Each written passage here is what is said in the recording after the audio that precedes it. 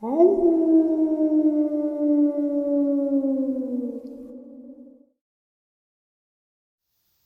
and salutations, everyone. I hope everyone is still doing well, and welcome to today's bonus upload. Before we jump into it, a couple links.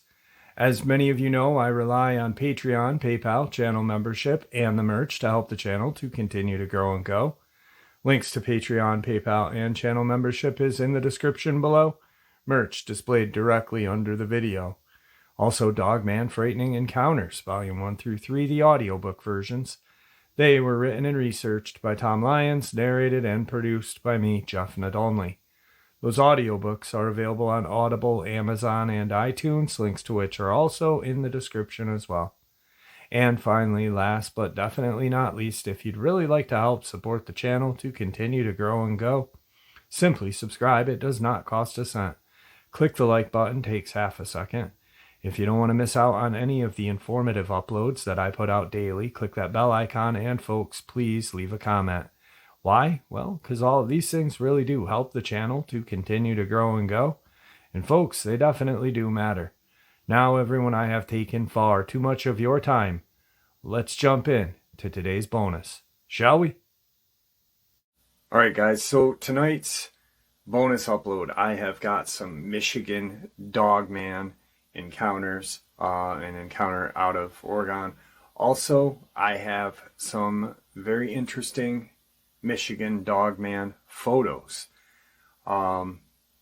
First set of photos we are going to look at are from a subscriber, and he shared these photos with me, stating that they were from a Trailcam he had set up out in his woods behind his house in Michigan, and he has seen multiple dogmen surrounding his property. And supposedly, like I said, I was not there. He had captured these on his trail cam. Now, the first one we're going to look at is, and I apologize, I can only, these photos are only 9:16. That's all YouTube grants me. But you can actually, the first one you can see is its eye set. Supposedly it's eye set, and you can kind of see that it's kind of have a dome like head structure. Then there's a photo that we're going to look at of fur, and then another photo where apparently it was trying to take down his trail cam with its mouth. You can see a large canine. He had said that he had a few trail cams set up on his property at one point, and one of his trail cams had just been mauled beyond repair, or the damage was so extensive that he couldn't use it anymore. And he thinks that this photo that he captured with its mouth is what this one was trying to do. You can actually see the canine tooth. And it has, if you really look at these teeth, they almost have a square to them with that canine in the back. So I'm not sure. I didn't take them. I'm just going off of what this gentleman said to me. But I've looked at them. And like I said, you can look at the mouth structure and see the canines. But then the front teeth don't look like dog teeth at all. They don't look like feline either, like a wild, mountain lion, cougar, wolf, whatever. These very strange looking teeth. So these are the photos from a Michigan subscriber and supposedly Michigan Dogman. Now, the photo that we are going to see throughout the rest of the video is supposedly a photo taken in Onaway, Michigan, by a teenager in the back of his parents' car back in 2004. They had passed it, and he turned and took this photo. Once again, I wasn't there. I'm just sharing it with you to see what you guys think, but I do have some really awesome Michigan encounters. I also have a really interesting video clip to share with you that'll be in this video as well. So let's get into the rest of it. Today's first encounter comes to us from Oregon. I live in the mountains about 10 miles outside of a small town. I live near a winding back road highway well known for its many fatal accidents, a lot of which happen to be collisions with animals, deer, small rodents, sometimes more often than not, mountain lions. I grew up in the country my whole life, so I've seen just about every wild animal my side of the state has to offer, whether alive or roadkill. Recently, I saw one that I could neither identify or rationalize. My husband and I had stopped for dinner with a coworker in town down that windy road from our home. Once it grew close to midnight, I knew we should be heading back. My husband insisted he wanted to stay a bit longer to have a drink with his buddy. Reluctantly, I agreed that he could stay, even though he knows I hate going home late by myself.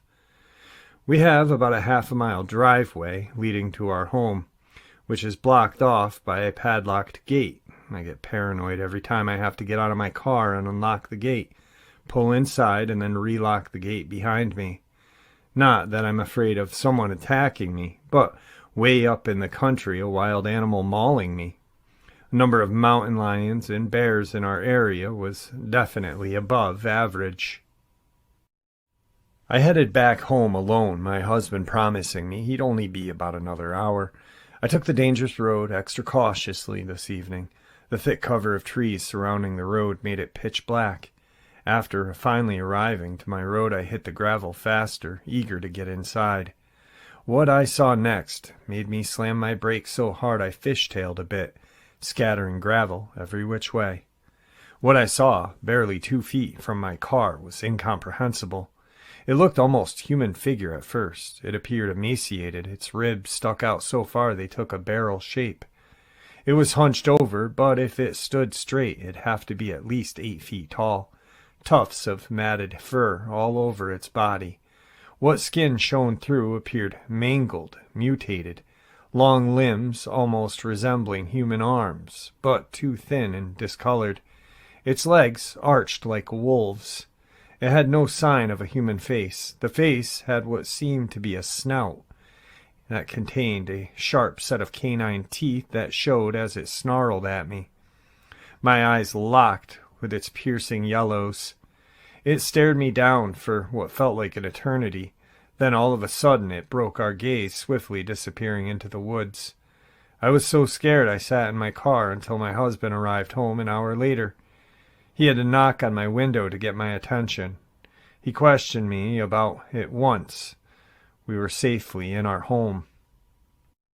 I've been dealing with paranormal experiences with spirits since I was a child, but my husband says he has never seen me this shook up before. I guess I'm not good with something that can rip me limb from limb. I'll take a ghost over this creature any day. Tonight's second encounter comes to us from Lower Michigan 5 years ago, from a law enforcement officer.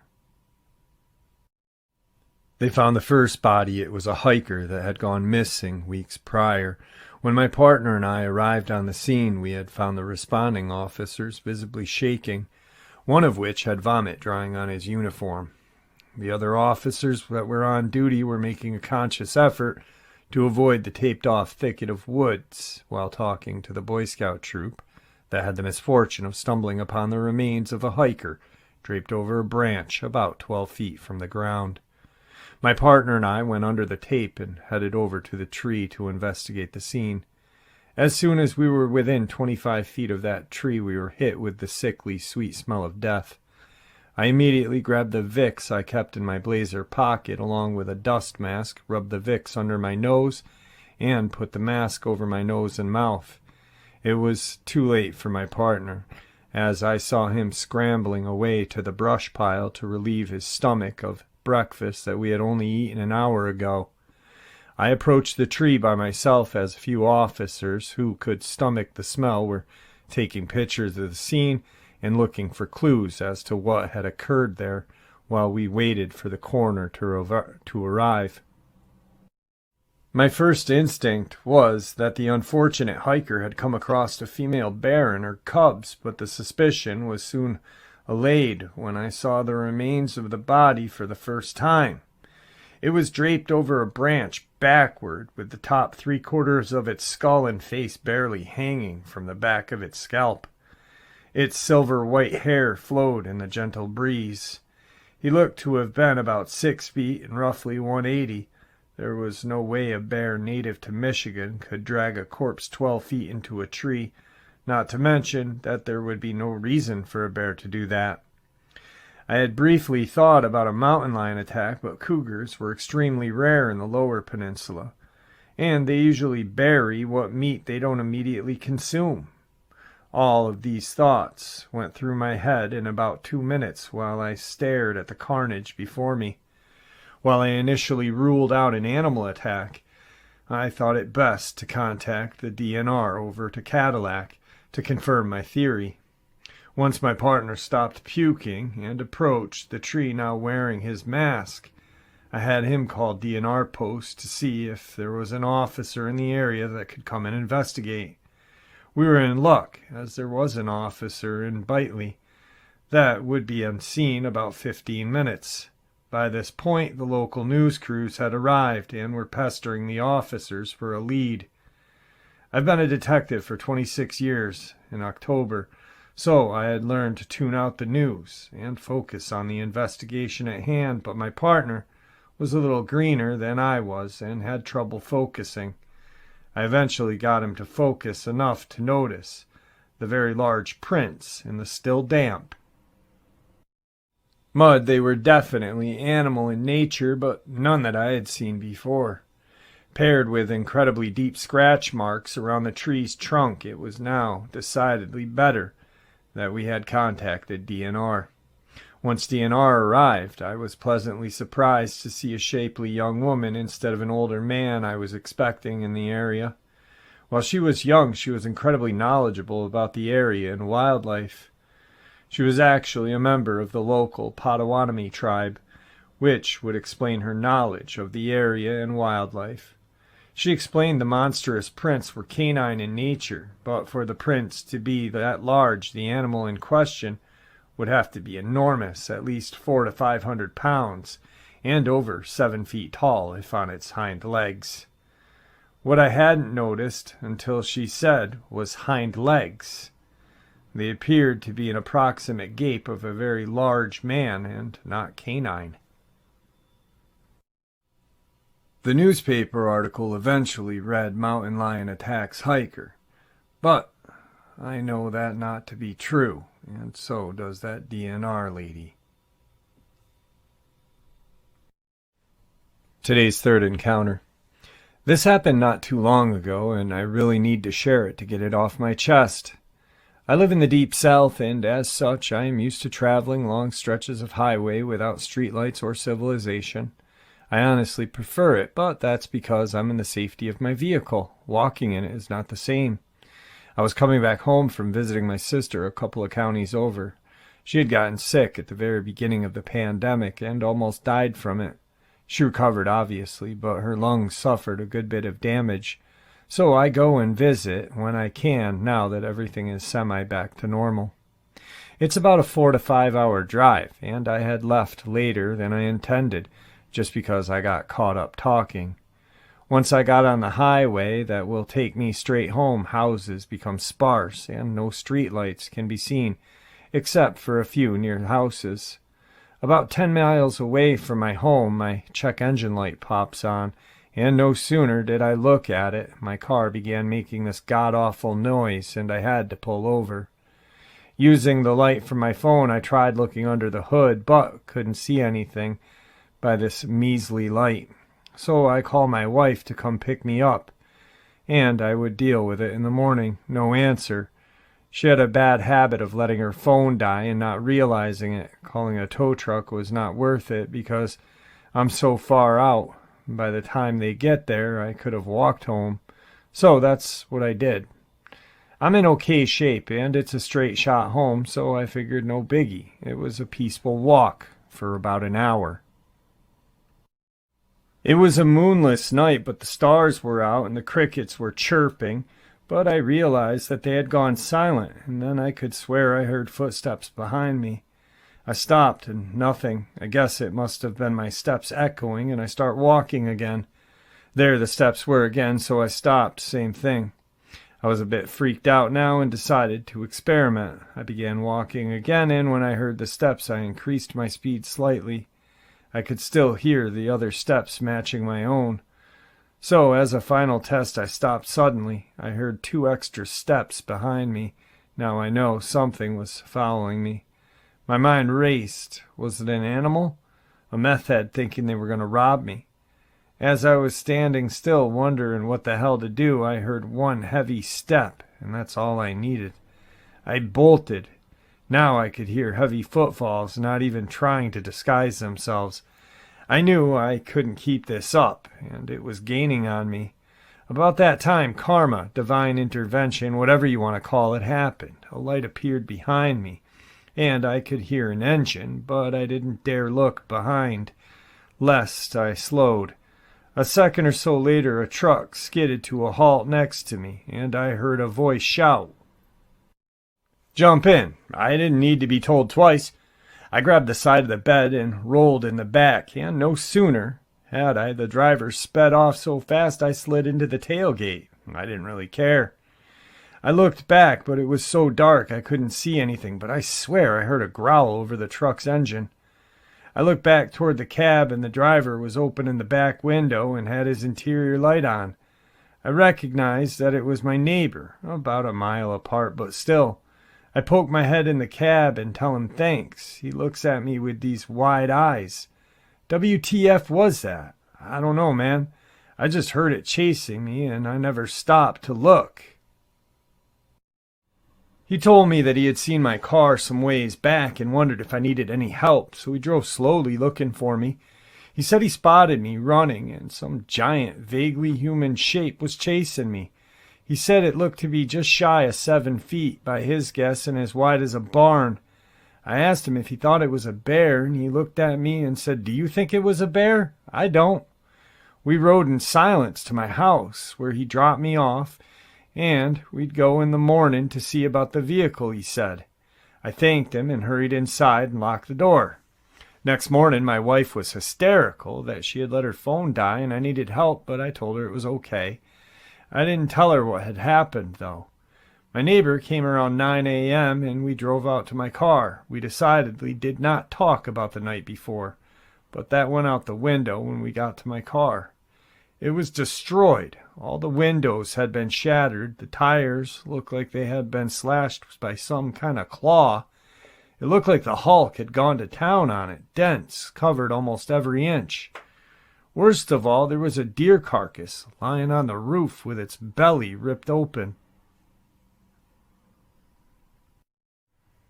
That encounter reminded me of an encounter I had a subscriber send me about a year ago, maybe a year and a half ago. I'm going to go off the top of my head with it, but it's always kind of just sat there as something really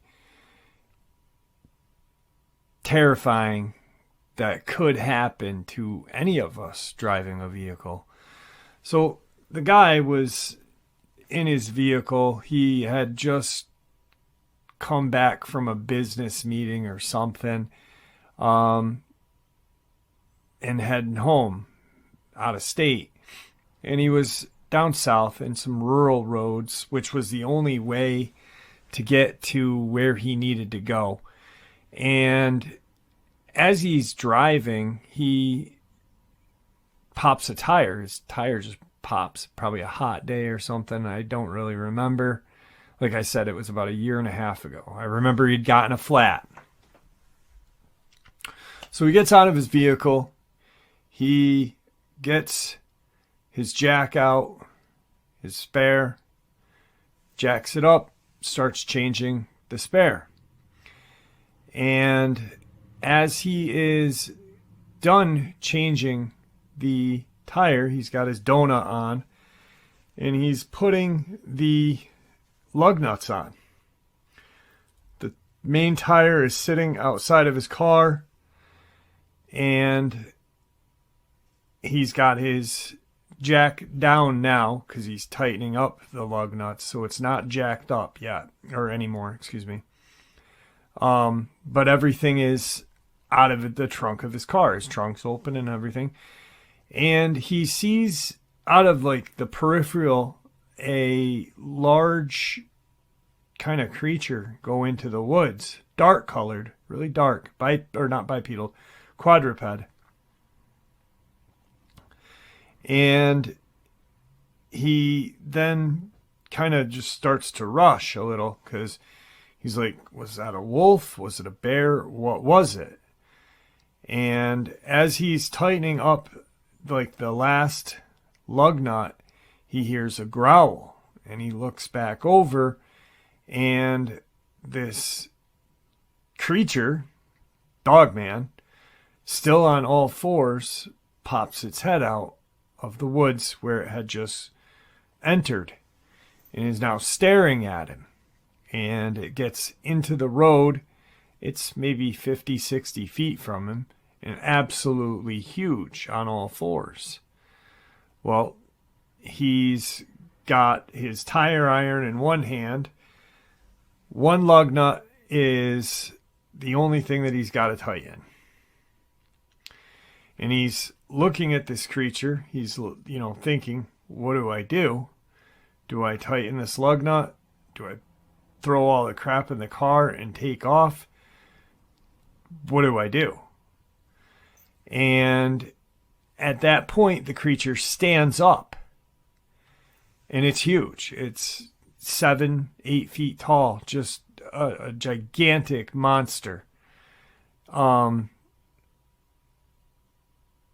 He then, at that point, jumps into his vehicle because he's thinking, like, do I pick this stuff up, shut the trunk, because it's in the road. His tire, the jack are in the road. Trunk's wide open. Or do I just get in my car and go? Or get in the car, lock the door, and wait for it to go? Well, he gets in his car, and that's when all unrational thinking goes. And he punches it and gets out of there, starts the car and goes, leaving the tire iron, and the jack on the side, or not on the side of the road, in the middle of the road, where he had, it's not in the middle, it's not on the yellow line, but it's in the roadway. And he said as he passed the creature, the Dogman reached for his door, missed. But as he's driving down the road, he starts to think about the experience. And he's like, if I had not noticed it, it would have gotten me while I was tightening the lug nut, because it was silent. The only thing that gave it away was the growl.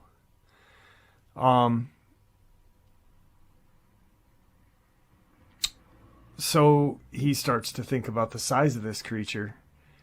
And he's like, if I had stayed, this thing could have ripped the door off of the car, and I would have been just gone or dead on the side of the road. And yeah, it was about 1.5 years ago, because that experience then led me to think about Nancy Shaw, Dr. Nancy Shaw, who mysteriously was found in a ditch on the opposite side of the road from where her car was, car door wide open, and she's found in a ditch. A very prominent doctor. She's super smart, had a lot of people looked up to her, and this and that. Well, when they found her car, they found it pulled over to the side of the road, and she's in a ditch, badly, ripped up, attacked, just clearly attacked, bite marks, claw marks, and doors wide open. And then, like a year or two later, they try to say, this is in the middle of nowhere on Skyline Road in Georgia. And then they try to blame it on some guy like a year later and say it was his dog that did it. But there's just no way that this would have happened. Something very, very crazy and mind-blowing happened that evening for a doctor to, get out. The only thing I can think of is maybe the Dogman was playing dead, or kind of sticking out of the ditch just so the doctor couldn't get a size per, get that size view. How big is this? Oh, it doesn't look too big. Let's get out and see if we can help it. But yeah, these things are crazy. They're tactical. They're monsters. They're killers. The apex predators. We are not at the top of the food chain when it comes to these things. Anyway, moving on. Today's fourth encounter. When I was around 12, roughly 12 years ago, myself and my grandmother and uncle went to Jasper, Canada. Given how I was born in Canada itself, nothing weirded me out when it came to the woods and nature as a whole. I've seen and heard deer before and saw a slew of animals. I don't remember much from the trip other than bits and pieces, but what I do remember was arriving at the hotel and climbing up the steps to the second floor. The hotel had a parking lot in the front of the road. I remember waking up one morning in the hotel while my grandmother and uncle were still asleep, walking over to the window to peer out from behind the blinds to see a fox standing in the middle of the road. It looked like it had been run over, given how odd it was shaped. Concerned by its safety, I wanted to wake my grandmother up and simply run out there and check on it. I felt my stomach sink when it turned to face me. Its head looked bruised and misshapen, which I wouldn't have ruled out if it had been run over. But it was also standing on its hind legs. I turned my head away from the window and yelled for my grandmother to wake up, who slept in her bed just a couple of feet away from me, before I looked back and I saw this thing walk on its hind legs to the side where the building hid my view from the rest of the road. I looked completely insane when my grandmother moved me aside and saw nothing on the road, even going as far to open the door and peer down both ends of the walkway, and nothing. Regardless, I can say with confidence, I'm not going back to Jasper. And tonight's final encounter before we check out a few video clips. This next encounter, though, has a couple of very strange experiences that happen in the Philippines. Now, I've done a couple of subscriber experiences from the Philippines. There's been multiple sightings of Dogmen, the aswang, which is this kind of witch-like creature that feeds on babies, and this is all culturally accepted. The Filipinos really have like a very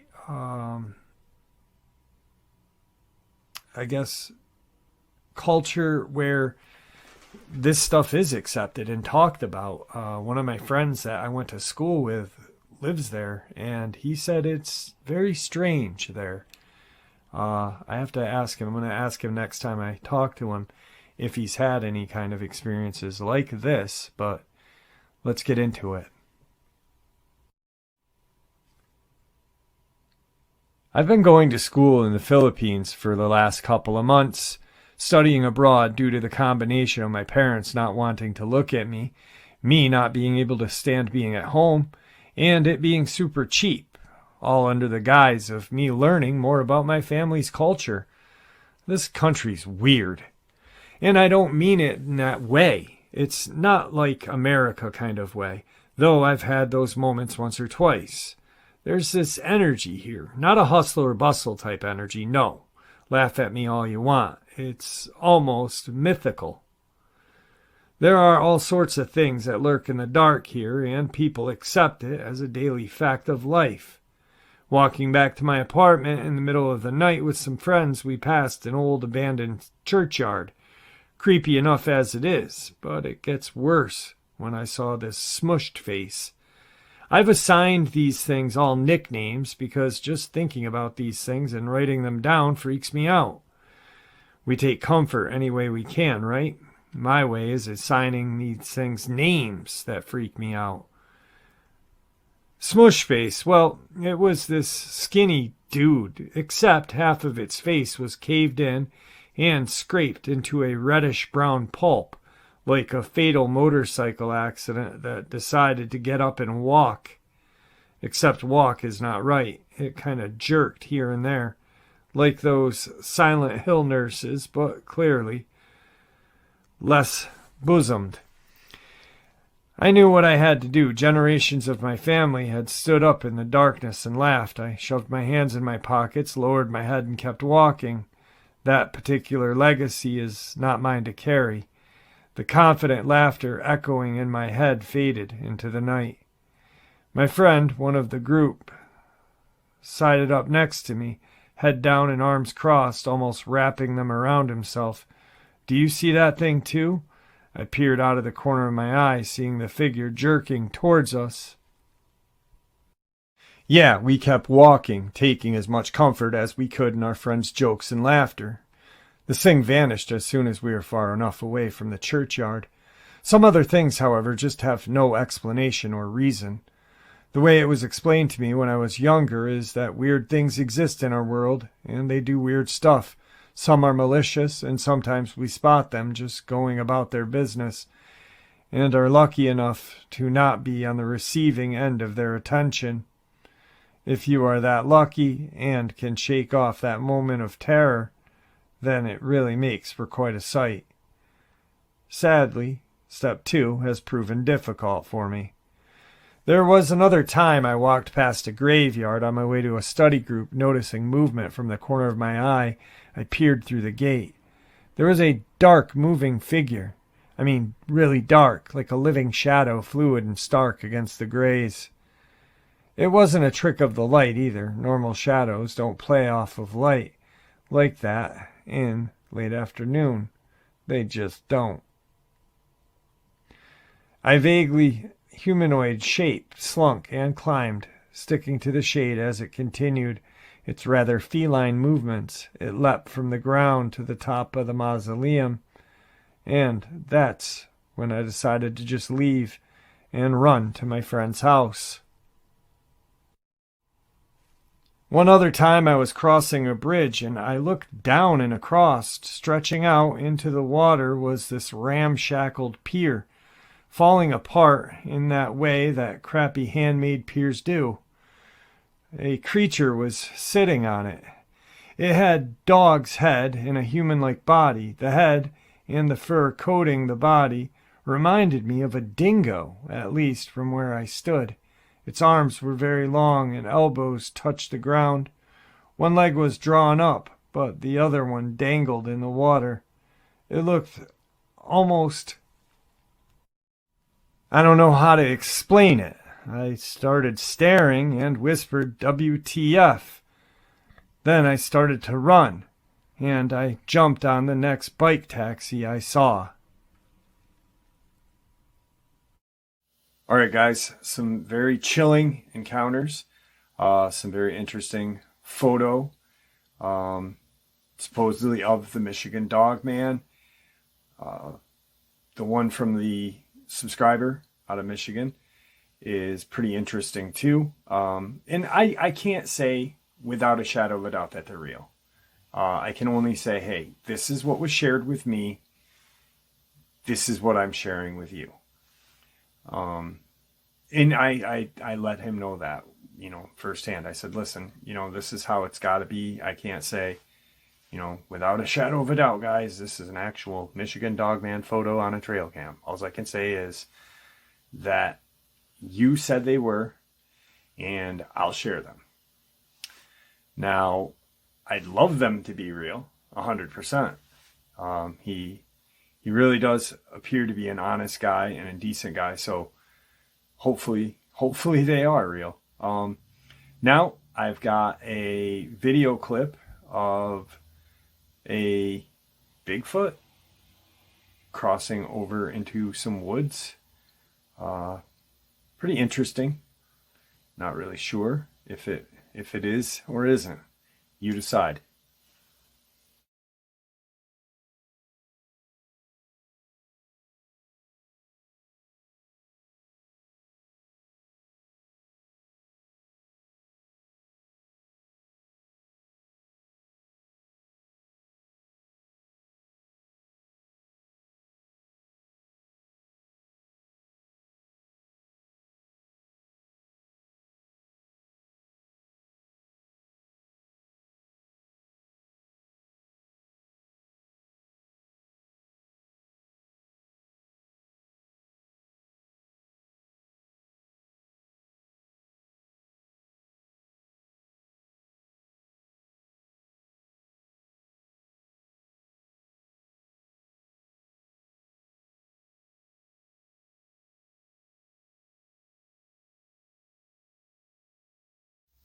And there you have it, folks, today's bonus.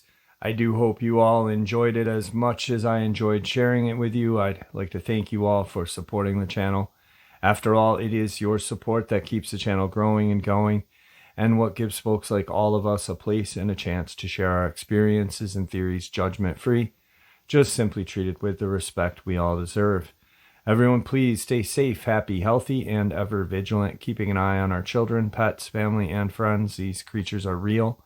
They are out there and dangerous.